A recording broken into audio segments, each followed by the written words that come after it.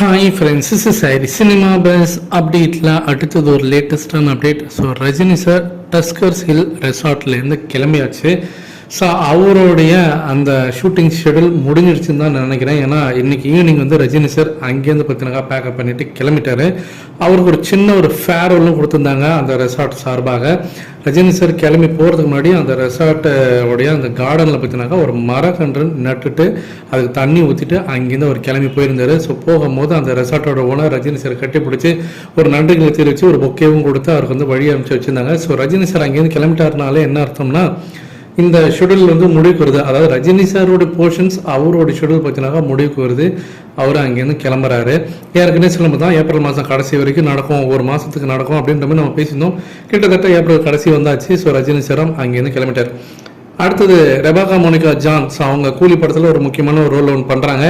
அவங்க வந்து சமீபத்தில் ஒரு பேட்டியில் பேசும்போது கூட சொல்லியிருந்தாங்க, நான் கூலி படத்தில் நடிச்சது என்னோட அதிர்ஷ்டம் அப்படின்னு தான் நான் நினைக்கிறேன். ஏன்னா நிறைய மல்டி ஸ்டார்ஸ் இருக்காங்க, அதில் ரஜினி சார் இருக்காரு. அவங்க கூட நடித்தது எனக்கு ரொம்பவே சந்தோஷம். நான் வரக்கூடிய காட்சிகள் ரொம்பவே கம்மி தான் எனக்கு தோணுது. ஏன்னா வந்து நான் நடித்ததே பார்த்தீங்கன்னா ஒரு சில நாட்கள் தான் நடித்தேன். ஆனால் ரொம்ப ஹாப்பியாக மன நிறைவாக இருந்தது அந்த ஷூட்டிங் எனக்கு.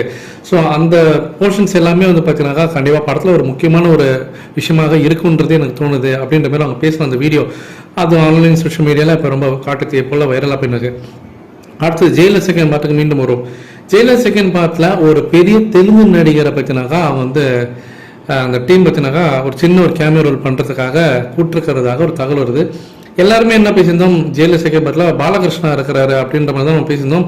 ஆனால் இப்போ பற்றினாக்கா வரக்கூடிய தகவல் எல்லாமே என்ன சொல்லுதுன்னா, இந்த ரோல் அதாவது ஒரு சின்ன கேமியோ ரோல் பண்ணக்கூடிய ஒரு நபர் அது யார் அப்படின்னு பார்த்தீங்கன்னா தெலுங்கு இண்டஸ்ட்ரியிலேருந்து சிரஞ்சீவி கிட்ட பேச்சுவார்த்தையில் ஈடுபட்டாங்களாம் ஜெயிலர் செகண்ட் பார்ட்டோடைய டீம், அந்த படக்குழுவினர்.